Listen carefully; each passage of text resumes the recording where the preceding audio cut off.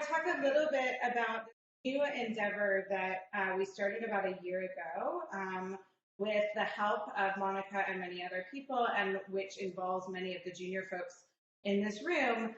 This broad concept of educational technology, sort of broadly writ, so thinking about all of the kinds of development that children do and what that means for education, and how we can think in a very practical way about accessibility in this space. And so this is very much intentionally a talk that could be given to, a third grade teacher, and also to the psychologists in the room and the public health specialists like Anna Mara, but also the computer scientists in the room and so on. And so what I hope to do today is provoke some discussion. So if at any point you want to pipe up and stop me talking, I know that's harder, Zoom people, I'm sorry, but for those of you in the room, for sure, stop me at any point. We can have a discussion about these things. And then I'll just close with a little bit of an overview of what CICESE is, the center that we're launching that is meant to be a global initiative.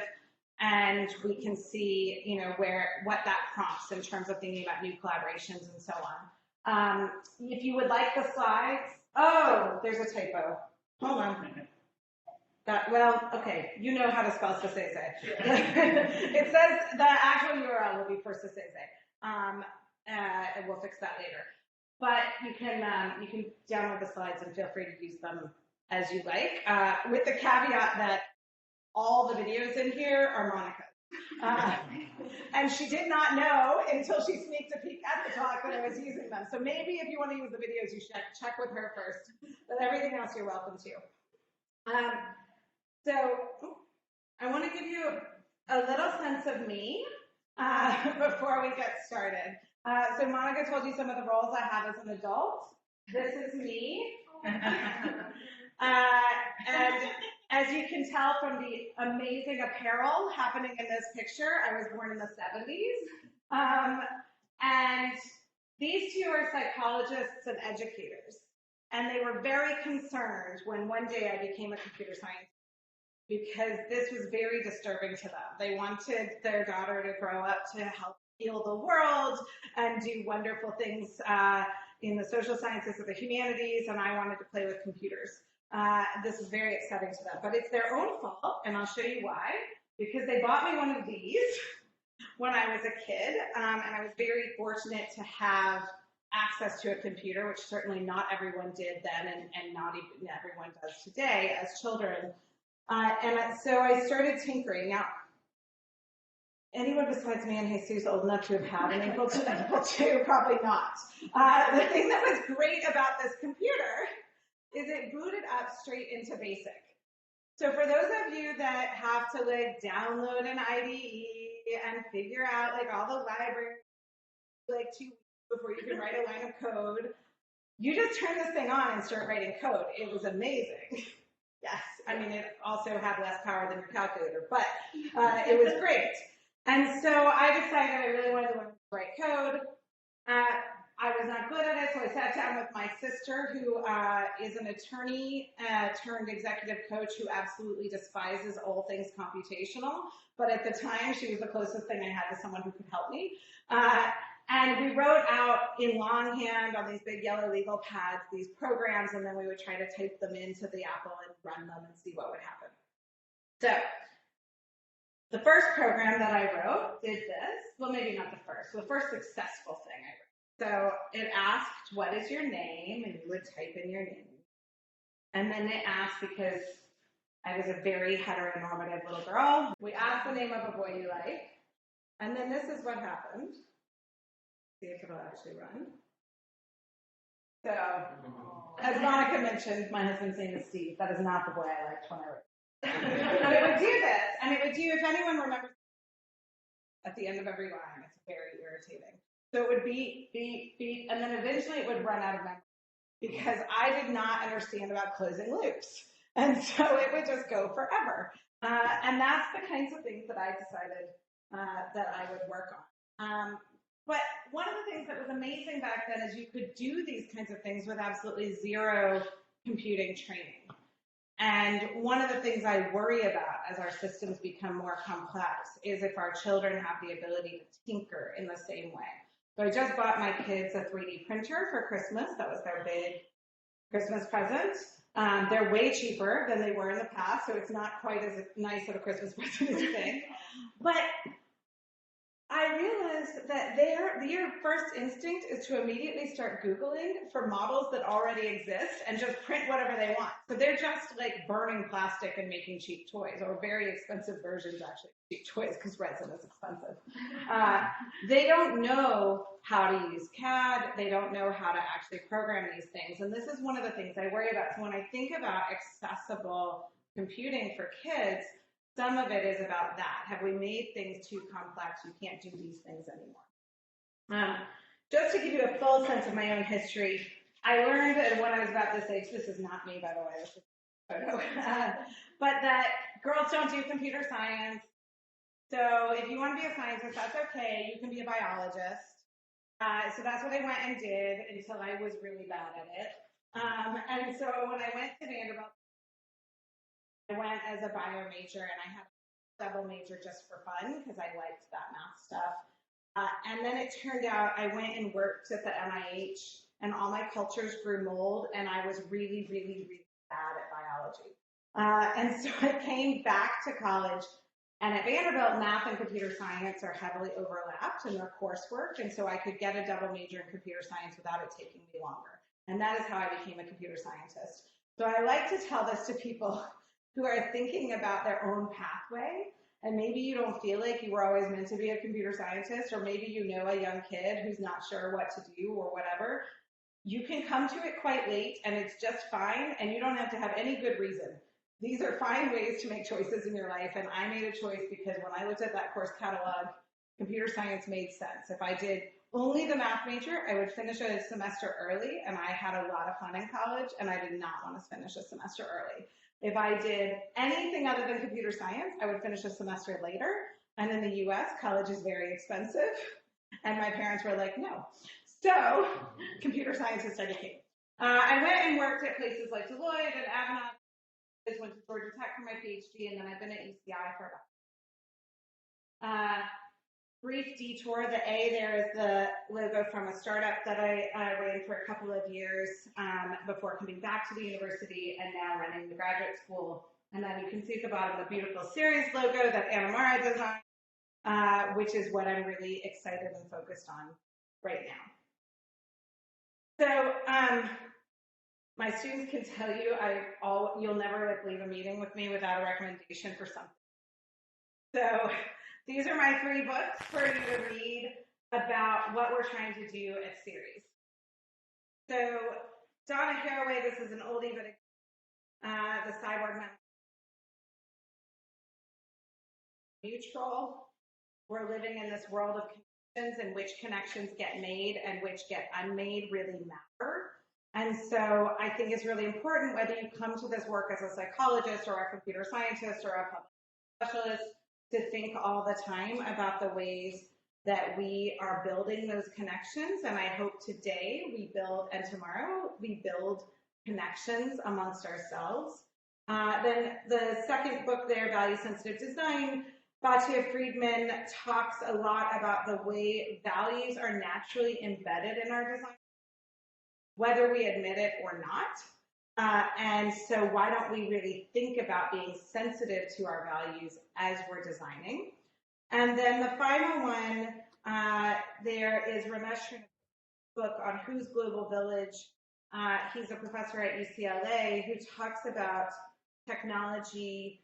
We think it's about efficiency. We think it's about all of these other things, but it's actually about people's values and their knowledge, and what does that mean on a global stage.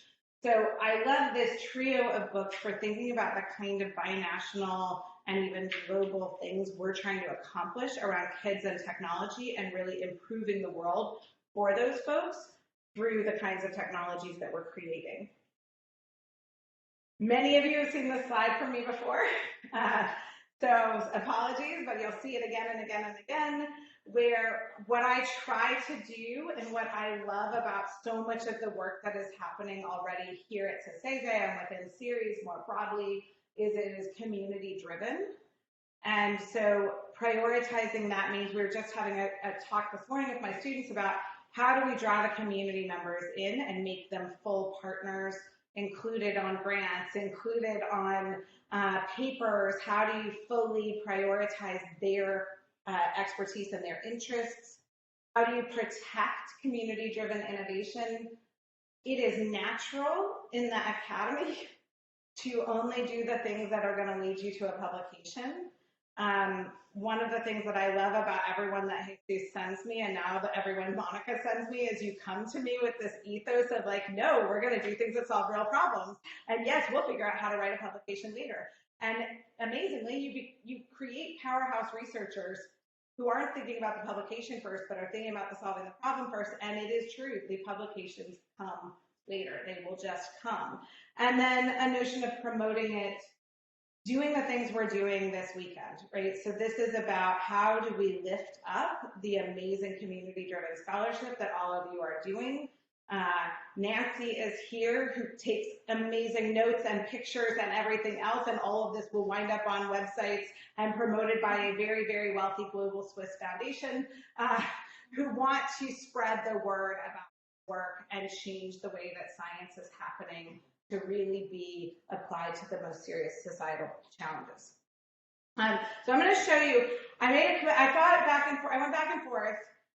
Common thing that professors do, right, is we give an tab that when I go to talk is going to be really a problem. So I'm going to give you an overview of a bunch of things that have happened to give you a sense of a story about the kinds of work. And again, some of those works are things that have happened collaboratively or happened when folks from CICESE were up with us in Irvine. So you'll get some sense of a 15-year history of collaboration in these spaces. So I'm going to start you with, this is Meg Kramer, who is now just moved jobs. She lives in Santa Barbara. She's at a tech company. She's wonderful. I don't remember where her new job is. So this was a project we called Technology in the Workplace. And this is a program that was initiated by the state of California and by Orange County and Los Angeles County schools. And they came to us and said, we have this idea that we think that our teens, mostly teens, that are trying to transition out of the school and into the workplace could use some kind of tech tools to support them. And what was interesting about this is when they came to us, the first thing I started doing was brainstorming all of these ideas of new innovative technologies we could build. And then we went into the environment and started working with them and realized that actually most of what they needed could be done with, at the time, iPod touches. So this was sort of just when iPhones were becoming a thing and so on. And that their barriers to employment actually didn't need the super cool UbiComp things I wanted to build, but they needed some basic training in software in this space. And so we completely pivoted our project at the community members' request and made something that actually wasn't that interesting from a computer science perspective, but was interesting from an education perspective to think about how do we use these off-the-shelf technologies to support these kids as they're going into the workplace and so on. And so we did that project for several years. And then, as I would have hoped, a bunch of stuff started to come out that was interesting UbiComp projects. We just didn't know what they were at the start. So by doing what the community partners wanted, we got all this access to them. And I know this is a story that's familiar to many people in this room about how to do this. And we found that they really needed help with interviews, and there was no software off the shelf for them. So we built this mobile tool. You can see here Eric Custodio in the yellow shirt. This was his master's thesis. And the notion was they can practice interviewing for various kinds of jobs, replay them to themselves, and so on and so forth. Again, this is all sort of iPod Touch stuff, early iPhone pieces. But from that, we came to realize that actually that was really helpful, but they needed real-time in a social situation as well. So this is where you get Lillian Boyd's dissertation work on wearables for Google Glass. It was wonderful. Maybe we'll have something back one day. I don't know. But the idea here is you're wearing the glass, and it can sense both what you're doing, so how quickly are you speaking, how loud are you, and so on, as well as your conversation partner. And a normal thing that we all do, if you're sort of cognitively neurotypical, is you adjust yourself to someone else. So if we were having a conversation and I get louder and louder, naturally, you would also get louder and louder. We would just sort of do that, which is why with little kids, if you really want them to stop their nonsense, you talk. I'm not good at that. I yell at my kids, I'm a yeller. But in theory, that's what works. And also the same is true with the speed. So if you start talking very, very quickly, your conversation partner will as well. But for a lot of autistic adults, they don't naturally do that. And so that can make them come off as angry or standoffish or other kinds of things that is not intentional in any way. So the notion with this is just to give them signals. Hey, you might want to be a little louder. You might want to quiet down a little bit. Things like that when they're in the conversation. And this was, again, all done with schools.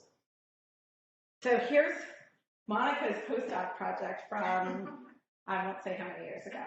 A similar kind of thing, right? So this is in the moment support. So for kids out on the playground, they have these sort of social missteps, particularly our autistic kids do, where they're like a little too close, not close enough, not really ending the conversation. So they're either like keep going forever and the other person is clearly trying to extract themselves, or they just walk away in the middle of the conversation. And so they were having very bad playground experiences, and they wind up getting bullied, and they feel bad about themselves and all of these things. So the notion here was this intervention that Monica built helps kids as sort of an early augmented reality kind of idea. Who's another kid that I can talk to? What do they want to talk about? Let me get some cues to walk me through this experience. What I love most about this project is that neurotypical kids and the autistic kids all used it, and the experience got better for the neurotypical too. So, we talk a lot about this model, I don't know if the word curb cuts makes sense. I don't know if that translates, but the things that to make when you step off of something, the wheelchairs can go. Those were created for wheelchairs. It turns out to be really good for people with strollers and bicycles and shopping carts. This is the same kind of thing. So we make a tool for autistic kids. All of these other folks, start to learn new strategies for socialization, mentoring behaviors, and so on.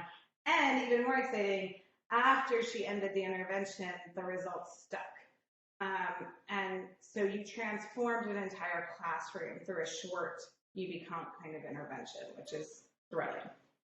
I'm going to show you another project. This is Monica's and Francelli's, I think, yeah? Or just you? I don't know. I'm not a master's student. A different student. But yeah, collaboration with Francelli. People. From CICESE. So the idea here is this issue, sensory therapy. We know that a lot of sensory therapies can reduce symptoms of autism. And when they were working with the therapist directly, the therapist and also being like, we have a problem. We can't do this in the home. This doesn't scale. The sensory room is booked. There's a myriad of sort of practical problems that come up. And so the team created this idea that it's a video game-based platform, and it used off-the-shelf hardware for interactions that allowed kids to paint with these textured colored balls, and I think the video will work. Let's see. And wonderful, Monica, it's in English and Spanish, so you can see the whole thing. But you can see here the kids can free draw, the therapist can be involved in this and other things. And the tech was not very expensive, right? So another thing that I love about this is off the shelf. I think this was the Xbox Connect, right? Yeah.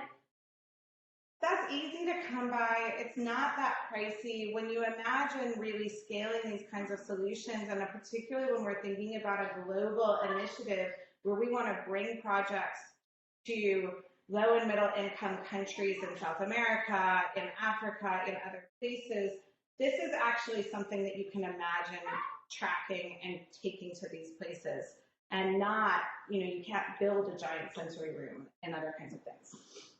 I think there's another sensory paint video in here too, maybe. Oh, there we go. Oh, no, sorry. This is the bendable sound one. I just love their videos. So this is another project that is CICESE folks. This is for kids, again, a kind of sensory therapy and so on. When we talk about, again, access for educational technologies and access for child development, it's things like this. Like, this is fabric, and they're able to do this with projectors and other sensors that are not outrageously expensive. And I just want to make sure that that's clear, because so often, at least in Irvine, we start thinking about these ideas and suddenly the material scientists want to make a whole new thing, and the electrical engineers are trying to build these really expensive sensors and all of these other things, and that's great for them, that's their research. But when we're thinking about really making access to all of these technologies on a global level, we have to deal with these kinds of creative solutions that are highly constrained and that can take the off-the-shelf technologies and then actually solve things that community partners want solved. So I love that work. Let me show you a little bit, another example here. So, one of my friends, Baldwin, who is now a lecturer at UC Irvine, same kind of problem. He was looking at how we interact with computers if you're a blind, and realizing that for anyone who's ever tried to use a screen reader, the blind users are basically stuck at DOS while all the rest of us have moved on to these, lovely interactions. They're getting things read out to them in this linear, ephemeral format. It's very hard to keep track of, and all of the tangible stuff that was out there is expensive. So if you want to get a Braille display, a Braille printer, any of these kinds of things, it's just completely out of the realm of what anyone can do. So Mark was really interested in thinking about how can we cheaply 3D print things. And I just told you, 3D printers are now so cheap that I bought one for my kids. Not quite the quality Mark used to create these, but that's where we're headed, is a world where people could have 3D printers, if not in every home, at least in community centers and schools. And so if we can cheaply create real custom accessible technologies, this is life-changing for a kid in school who needs access to whatever's on that computer, and the screen readers are just a terrible solution for that. Oh, wait, there we go. I was trying to see if it would play the video. So you can hear Mark. So it's a little quiet, so I'll just talk over this. So the notion with the tangible taskbar is this is basically like tabs on your screen or little applications at the bottom. So each of these physical widgets can be pulled in and out. I want to work on Word now. I want to work on Excel now. And they had identifiable markings on the top that you can feel. And then here you can see the scroll bar. So what we did there is, as you're scrolling, if it's a very long scroll, it's a little bit harder and slower on the physical tangible interface. And if it's a shorter scroll, you can pull it a little faster. So you give people the idea of how big the document is. So that gives you a sense, of the kinds of things that we can now do cheaply. And it makes a huge difference for kids needing access to other things. So we can't expect each individual school or each individual teacher to know how to do all of these other things, but if we can make open source a whole bunch of tools that now you can 3D print yourself, things are super, it's just transformative to the potential of what we can do. So I'm quite late on my timer, aren't I? So I want to talk to you sort of up level a little bit. I want to think about pillars of what does it really mean to do inclusive educational technology design. And again, these are things that, I can imagine talking to teachers about as well as parents and anyone else. So the first thing is listening. Everyone in this room, I'm going to give you the benefit of the doubt because I know about 80% of you, and so I'm going to assume the other 20% I don't know are on board with this.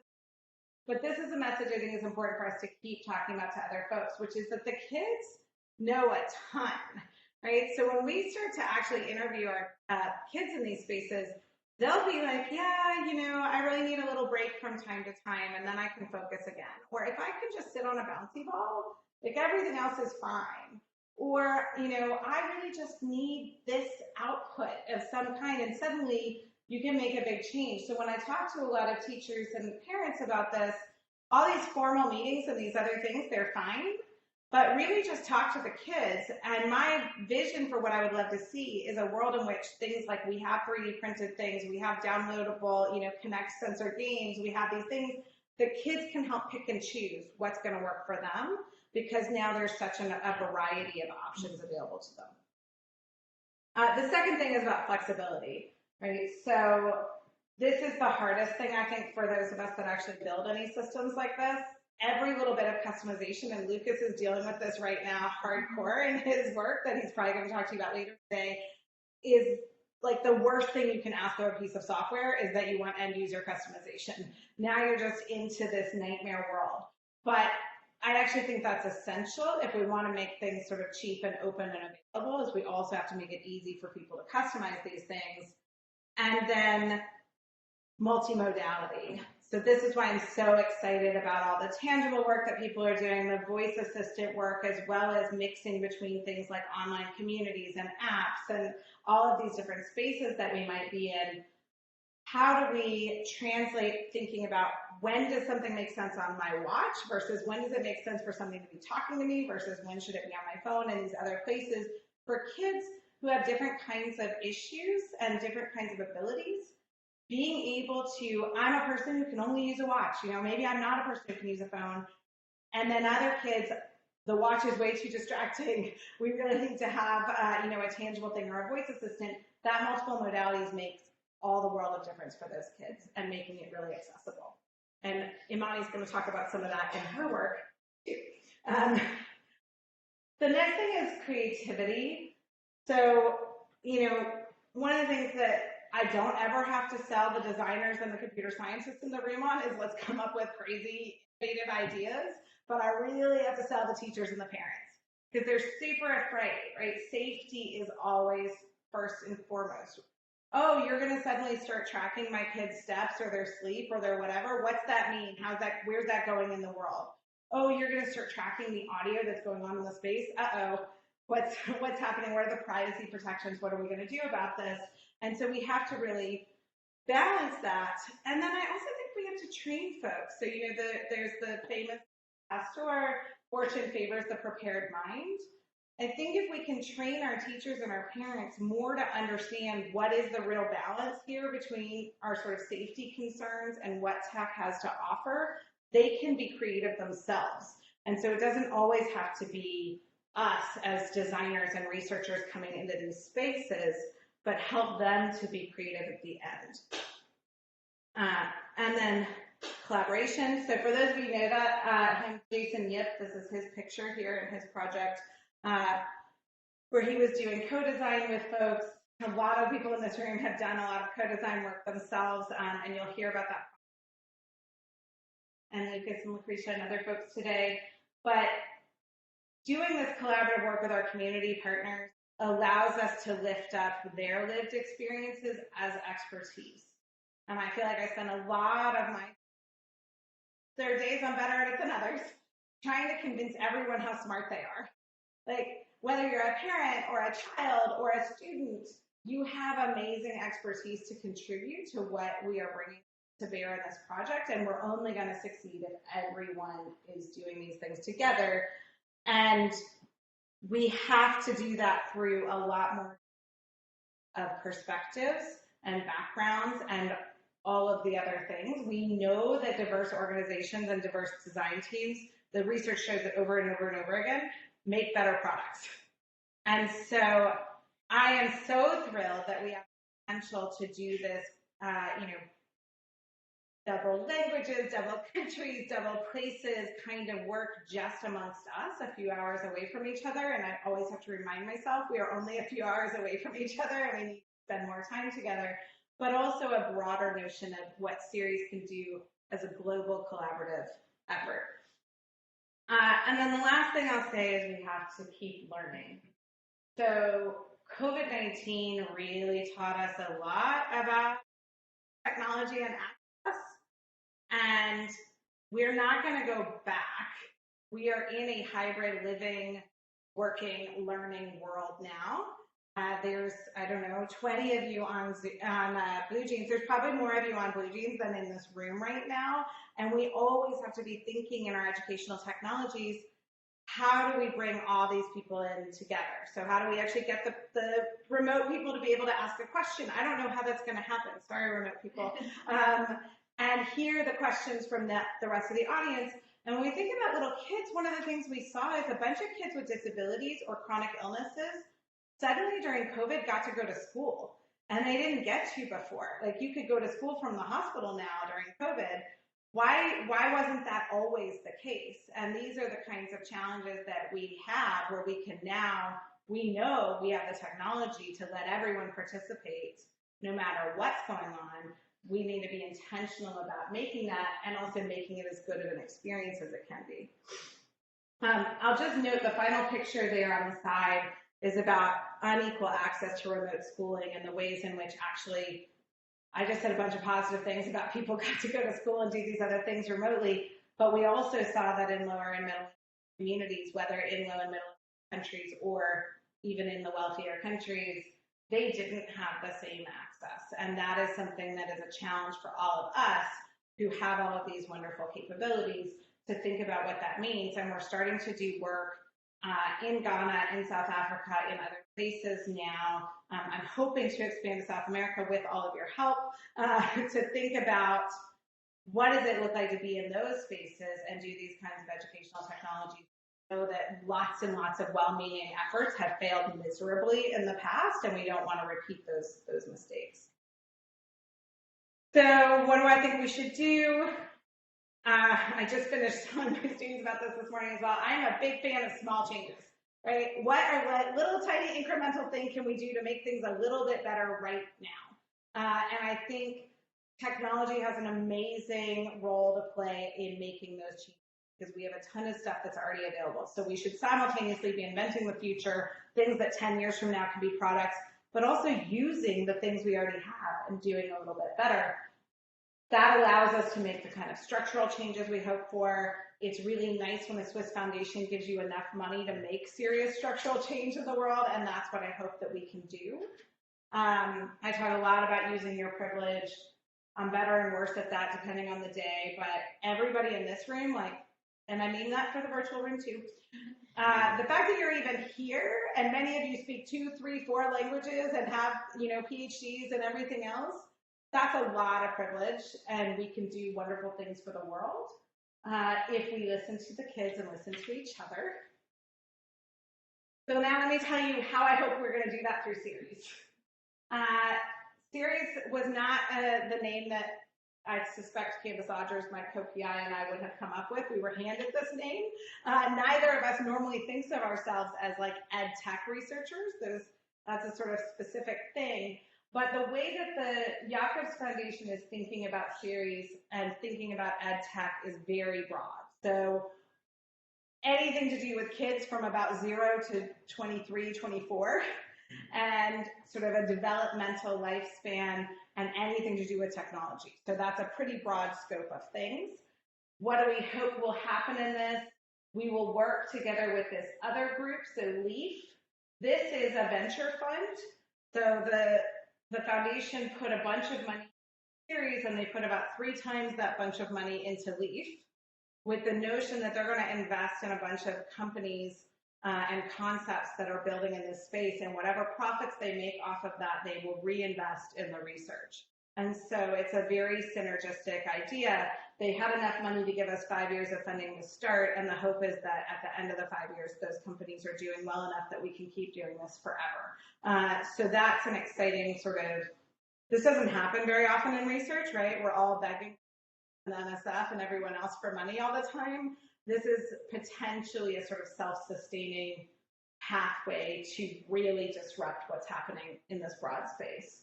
And yeah, so that sort of explains that. The concept here is that we have, the Jacobs Foundation has some strategic goals. So one is this notion of evidence generation. The Jacobs Foundation is very interested in how do we do the right thing? How do we really make sure there's evidence? And EdTech as a field is out in the corporate space is not a heavy evidence-based field.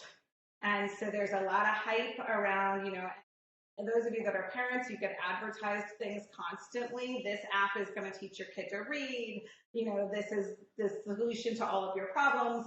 There's not a lot of evidence for those things. And so the goal is to really get the psychologists and the educational researchers on board to build that evidence base. Field building. So one thing that Candace and I are both really good at is pulling together networks of really smart people. And they came to us and they said, find us the most brilliant people that you know that are working in general space, and you can handpick who they are. And we're like, yes, I get to pick exactly who I want. So of course we reached out to Monica immediately and built this, but also lift up the junior folks. And so we were so lucky to be able to recruit Anna Mara, who you're going to hear from in a little bit, who runs the training program. And this is, again, a global effort for postdocs and PhD students to work with each other and to get all the resources that she produces to get everyone to the next step. And the idea is that the Access Foundation wants to create this next generation of people who aren't going to be buried with all the baggage that I have and that are going to think about EdTech in a different way. And then they want to do, I'm going clockwise, by the way, around this because I want to talk about partnership next. So I already mentioned part of the way they're going to fund this is if the companies are successful. Their belief is that companies will be successful if they are building on a strong evidence base and doing empirically driven, innovative things. And so it's a sort of good cycle. We are trying to implement that through a variety of things. So research projects that are partnered with some of the companies, but also internships, postdoc placements in companies and things like that. So for some of you students in the room, if you were interested in, say, going to the UK or Germany or Ghana or the other, coming up to Irvine for postdocs, or if you're interested in embedding in one of these companies, these are the kinds of things that we're going to be working on trying to do over the next several years. And then finally, I'll end it on the bottom left there. This is notion of systems change. So when the Jacobs Foundation invests, they kind of don't mess around. It's not interesting to them to create 10 different apps or, you know, run 2 different clinical trials or whatever. Has changed the way the world thinks about educational technologies. And they're not kidding when they say that kind of level of change, the systems change. It's a huge responsibility for Candace and I, but we're not doing it alone, right? We're doing it with all of you, with the foundation, with their partners and other folks, and they have the ears of other foundations as well. So we're starting to talk to the Korean government about expansion there. We're trying to talk to the World Bank about expansion in the Global South generally, and how do we think about these things at that level. I'm going to, I think, in the interest of time, I'm going to skip this slide. This is sort of overview of the research areas and just show you quickly where we are so far in terms of the global footprint. You'll notice some big holes sort of in parts of Asia, South America, Australia. There's no one in those spaces yet, so those, you can imagine, those are spaces we're interested in trying to figure out. We just added the Ghanaian projects recently in big thanks to my student Lizzie's uncle, who actually got us the connection. As I said, we're good at networking and finding the right people. And I'll just end with, like, what are our goals and aspirations, and that my hope is that you'll keep playing with us in this space and we can do more events like this one, more things up in Irvine and in other places around the world. Bridge this research to product gap. Sorry, I don't know font there. There's some weird font thing happening. Thinking about how do we provide better metrics of success and demonstrate that educational science can be done within the world data. And we don't need to run giant clinical trials where everything is controlled, but like real stuff that's really happening. We can do good science with those things. Improve the overall quality and standards of research in this space. to bring the kind of research rigor that places like CICESE and UC Irvine have in our daily basis to all of the rest of the world. That includes, NGOs, governmental groups, as well as the corporate partners. Develop the data infrastructure partner research that is required to do all of these things. So we're just getting set up now in large Nancy, a big data repository so that companies can actually donate their user data to us to do studies on. And so Amira Learning, which is this really interesting AI, teaches your kid to read kind of products that use a lot of conversational interfaces, they're going to donate a big chunk of data to us. They're also very interested, so if anyone wants to do this kind of thing, they want to do A/B testing on their platform. And they're very interested in other languages, right? So it's starting to expand in other places. So we're going to be putting out a call for funding soon for people who are interested in projects partnered with Amira on some of these kinds of data. We'll provide the funding for you to do that. And then finally, this notion of a sustainable, scalable training and research program. I've lived my life like paycheck to paycheck in the research sense of like grant to grant to grant. What am I doing? The hustle to get the next thing in.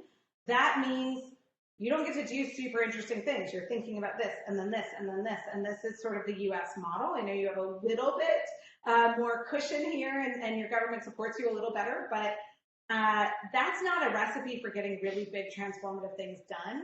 What the Yakos Foundation wants to do with this is make it scalable and sustainable forever. That is their fantasy. I would love for that to be true because it means I get to do this forever. So we're trying to figure out what that looks like. So I think I'm like over time and I'm sorry, but you can email me and obviously we can talk the rest of today and at dinner tonight and so on. And then again, if you want the slides, you can get them there. So, thank you. Okay, question? Right, I have one. I think I have one. Put the slide on COVID-19 effects on education. I was thinking about what happened in Mexico, and I haven't done any research on it, and most of my information is from informal listening to local media and stuff like that. But I think one of the things that I saw happening in Mexico is that people had the technology, most of them basically smartphones. More limited was connectivity. There were many concerns about the cost of having your child on a smartphone for hours. But their contextual conditions, their habitat, their homes were not at all appropriate for that. There was a very small apartment or house and 5 people, 3 kids connected to school and 2 parents working remotely and stuff. And apparently that's what made many of them decide to drop school. And apparently in Mexico, there was a lot of people that dropped. So it was not digital divide per se, right, but it was more like socioeconomical determinants of conditions. So I was wondering, in a way, perhaps the question is that the type of thing that the SERS project would also be considering? Yeah, I think we're very interested in those kinds of issues, and that did happen in the U.S. some as well. I think not as strongly as some other countries, but you started to see in some places community centers opening to allow kids to come there and have a space that was safe, or parents who have to work. Right, there's a very different situation for people who could stay home with their kids and also work remote. Even if you're all in a small apartment, that's better than the parents who have to go to work, who's going to care for their kids, and the sort of societal breakdown that we saw when everything shut down and everyone went home. We also saw a lot of, there's a lot of problems with some of the technology that we used, especially with teens, that are super big violations of privacy that we would not feel comfortable with.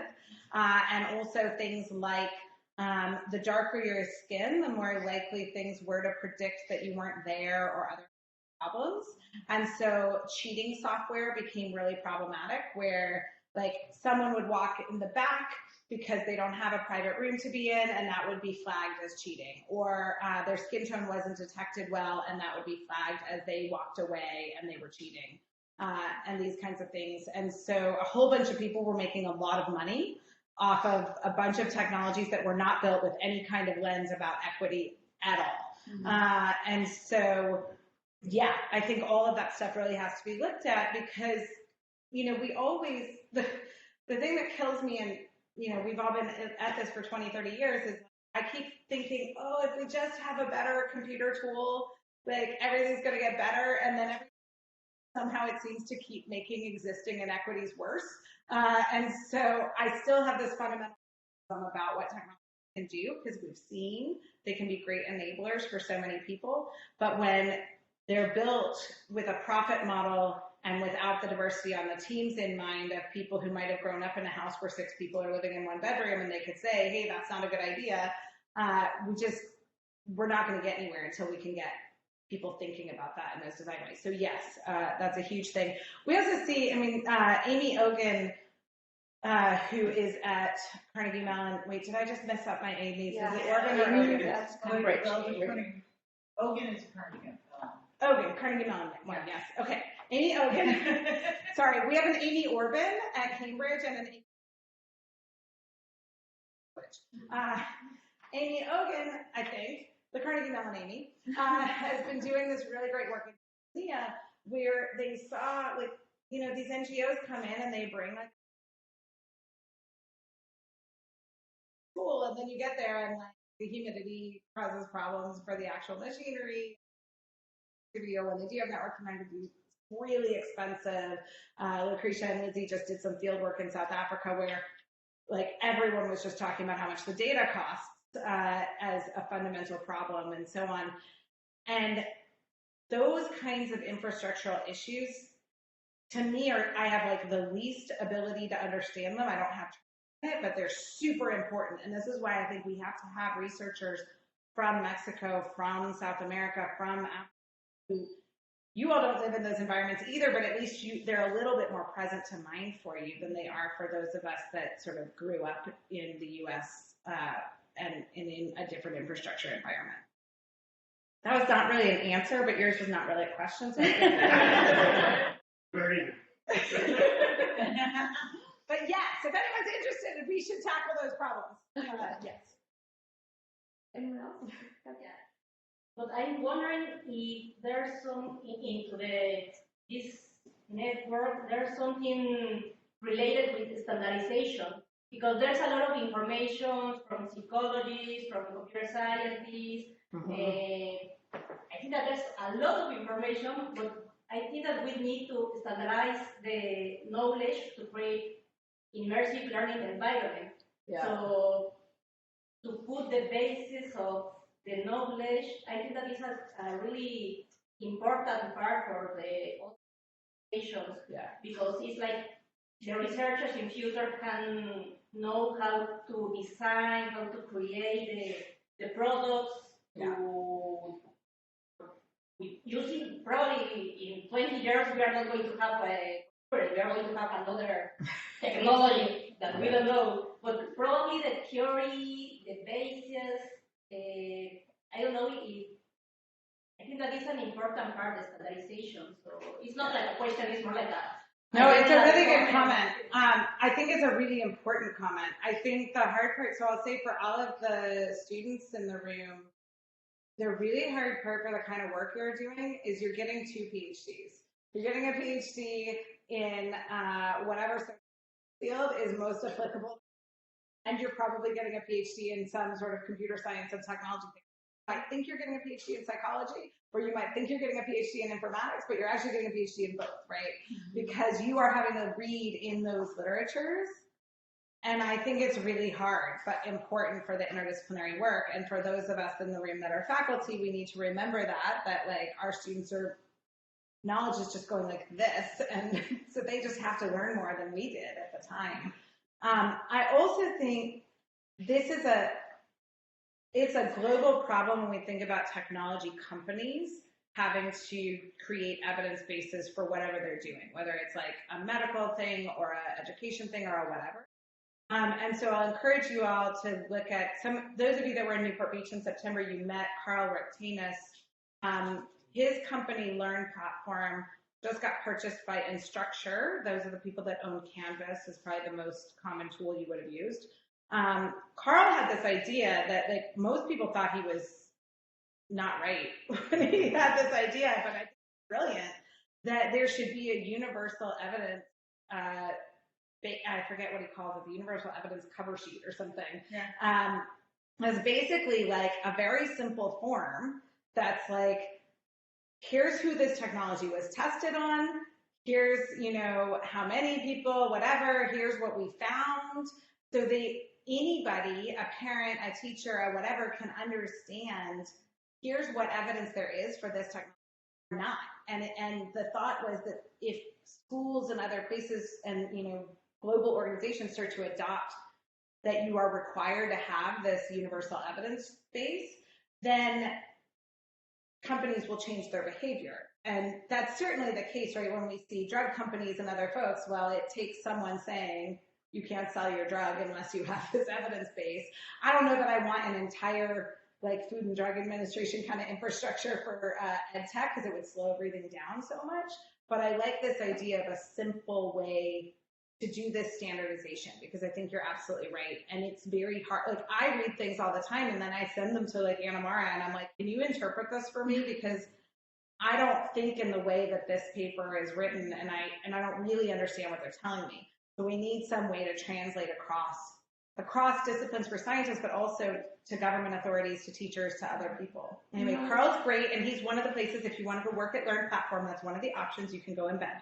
He's also our mentor for our next scholar meeting 1 week. Oh, and for the scholars in the room, in 1 week, Carl will be on the Zoom. So there you go. Good plug, Anna Mara. So I have two questions. I'm sorry. Yeah. The first question is about application. I think you talk, you know, when you talk about creativity and all that. Mm-hmm. So all the time, you know, you put a technology, and I like how you place, you know, like very old kind of technologies. And I was thinking, like, where are those prototypes? And our idea was for them to continue to use them. If they made such a huge change, if they have been so dependable of it, right? And we give them to them, and we cannot stay there forever. We have stayed there for a year or perhaps 4. Right. You know, how can they appropriate? Is it our job, or is it their job, or whose job is it? What is the issue with that? So I love this question because I can tell you about one of my greatest failures in my scientific career so far, which is exactly this. Like, all I want is for people to be able to keep using these things when you see them make a difference. And I used to be very naive and optimistic about this. And so my dissertation work, the teachers at the school where we had installed the system, they said, we're going to keep using it, please leave it. At the time, it's like installed, you know, giant desktop computers, like literally in their ceiling that we had like climbed up and run Ethernet cable and other kinds of things. So we said, okay, we're going to leave it all. And then I got a call. I was out here like as a professor 3 or 4 years after I had left Atlanta, and I got a call from the school. The last teacher that was in your study has now left the school. No one's using this anymore because no one knows how, because she left. Can you come and get these computers? We don't know what to do with them. And I'm like, no, I definitely can't come and get your computers. Now, I was lucky in that he always has like 10 PhD students at a time, so he just sent some people to go get the stuff, and then they e-wasted it.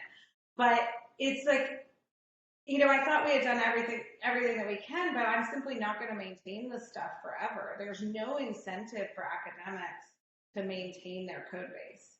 And that is a problem. It means that, you know, we're just these, so I say to everybody all the time now, like, just give them the stuff at the end of the study, and we hope they use it for a while, and one day it's not going to exist anymore. Things like the app stores have made it a little bit better, so I've had a few tools, like the VidCoach project was a fairly easy code base, so I just personally kept updating it because a bunch of undergrads had built it, and for a while, and then some update happened in iOS that it got too hard, and I didn't have the time. So what's the point?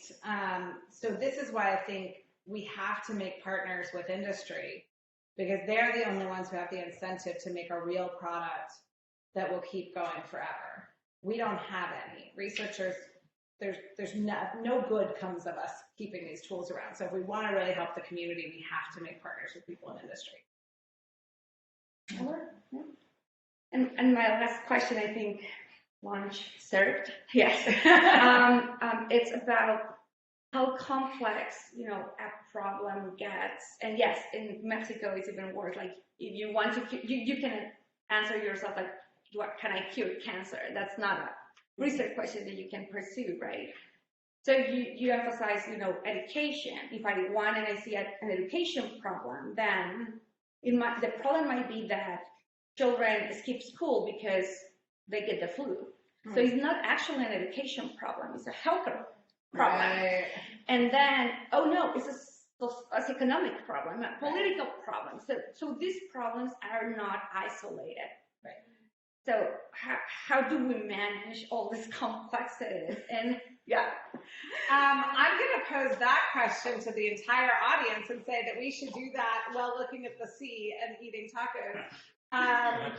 I don't know. I mean, I think this notion that the world is incredibly intertwined and complex, I don't know. I think the older I get and the more experience I get, the more I want to go from other fields, because I am increasingly aware that the thing to do is this tiny slice of it and doesn't think about all the other things. So, and that I want to talk to people in other countries and other places, I think it's very overwhelming, and we're all going to wind up in the fetal position crying in our rooms later if we think about it too much. So I guess I go back to the make small changes. What little tiny thing can you do to make the world a little bit better? So you're not going to solve that poor people get sick more often and infectious diseases are terrible, but you might solve, well, if you get sick and you're missing school, maybe we can help you get to school in some other way that might solve that little piece of it. Mm-hmm. And I think that's all any of us solve, the little piece that we can try. But I don't know, maybe one of you is going to be the Nobel Prize winner. It's all of it. It's possible. Apparently not Nancy. She's shaking her head no. The rest of it. No, Gillian, do not go there. Sarah, do not go there. Okay, well, that's all for today. Will Gillian stay, you know, for the rest of the day, and so feel free to continue discussion offline. And lunch served in a beautiful place with ocean view. And let's join me to thank her.